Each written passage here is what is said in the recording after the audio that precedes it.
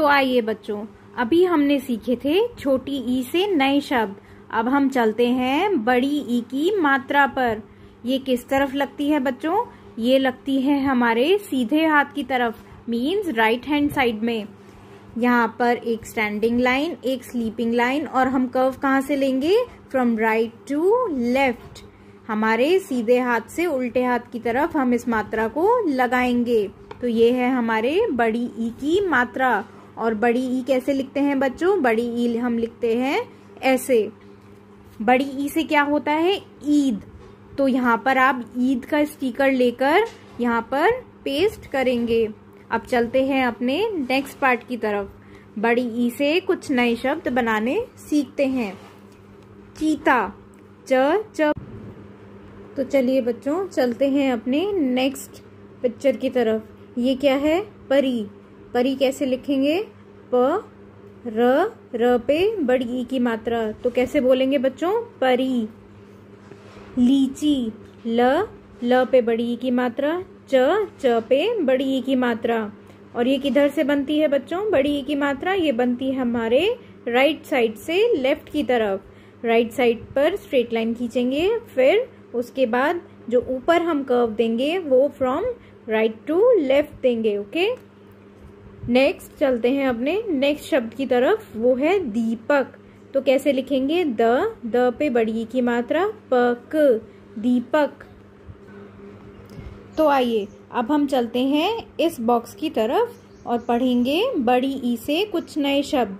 चीता आया झील पर, पानी पी गया आकर, वीर का जब तीर चला, चीता भागा घबरा कर, गीता की बकरी पास चर रही, दिखती वह घबराई सी, भागी सरपट इतनी जल्दी, लगती वह डरी डरी सी। तो बच्चों, आपको बड़ी ई से शब्द पढ़ने आए होंगे। अब चलते हैं अपने अभ्यास कार्य पर।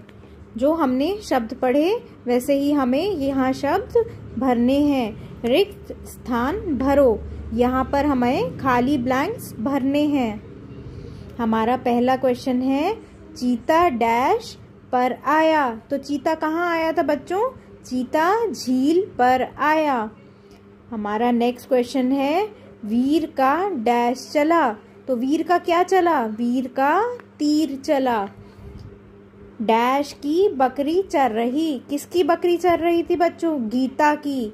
ग पे बड़ी की मात्रा, त पे आ की मात्रा, गीता। नेक्स्ट क्वेश्चन, डैश सरपट भागी। कौन सरपट भागी? बकरी। ब क र पे बड़ी की मात्रा, बकरी। चीता डैश पी गया। चीता क्या पी गया बच्चों? चीता पानी पी गया। चलते हैं अपने नेक्स्ट पेज पर, पेज नंबर 29। यहाँ हम पढ़ेंगे कविता। एक थी। थ पे हमने क्या लगाई है? थ पे बड़ी ई की मात्रा। थ पे बड़ी ई की मात्रा, थी। एक थी। चलिए आइए इस कविता को पढ़ना स्टार्ट करते हैं।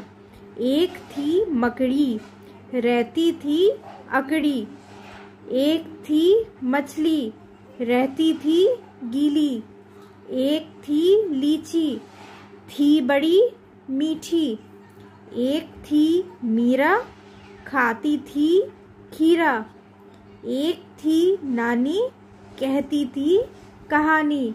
तो बच्चों, ये थी आपकी कविता एक थी। आइए चलते हैं अब इसके अभ्यास कार्य पर। हमारा नेक्स्ट क्वेश्चन है बच्चों, सही उत्तर पर टिक लगाओ। यहाँ पर हमें सही उत्तर पर टिक लगाना है। हमारा पहला क्वेश्चन है, मछली कैसी रहती थी? तो मछली कैसी रहती थी बच्चों? मछली गीली रहती थी, तो गीली पर टिक लगा देंगे। चलते हैं अपने नेक्स्ट क्वेश्चन पर। मीरा क्या खाती है? मीरा क्या खाती है बच्चों? मीरा खीरा खाती है, तो यहाँ पर खीरा पर सही उत्तर पर निशान लगा देंगे। चलते हैं अपने नेक्स्ट क्वेश्चन पर। सही शब्द पर सर्कल लगाओ। यहाँ पर आपको सही शब्द पर गोला बनाना है। नानी को कैसे लिखेंगे और बोलते कैसे हैं? नानी। तो लिखेंगे न पे आ की मात्रा, न पे बड़ी ई की मात्रा, नानी। लीची, तो लीची कैसे लिखेंगे बच्चों? ल पे बड़ी ई की मात्रा, च पे बड़ी ई की मात्रा, लीची। झील, झ पे बड़ी ई की मात्रा, ल, झील। साड़ी, स पे आ की मात्रा, ड़ पे बड़ी ई की मात्रा, साड़ी। तो चलिए बच्चों, बड़ी ई से एक नई कविता पढ़ते हैं। मछली रानी। आपने मछली रानी की कविता तो पढ़ी ही होगी। चलिए आइए इसे दोबारा दोहराते हैं। मछली रानी पीती रहती हरदम पानी, इधर आती उधर जाती, सीप लाती गीत गाती। हरी और नीली पीली रहती वह गीली गीली, पानी में वह इठलाती, इधर उधर पर आती जाती। मीठा मीठा गाना गाती, पी पी पी पी सीटी बजाती। हाथ लगाओ वह डर जाती, बहता पानी इसका साथी। तो बच्चों, ये थे बड़ी ई से कुछ नए शब्द और नई कविता। आपका अभ्यास कार्य मैं आपको आपके होमवर्क में दूंगी, जो आपको सिम्पसन ऐप पर अपने होमवर्क में मिलेगा। Okay, till then bye bye and take care. And ये थे आपके छोटी ई और बड़ी ई से कुछ नए शब्द।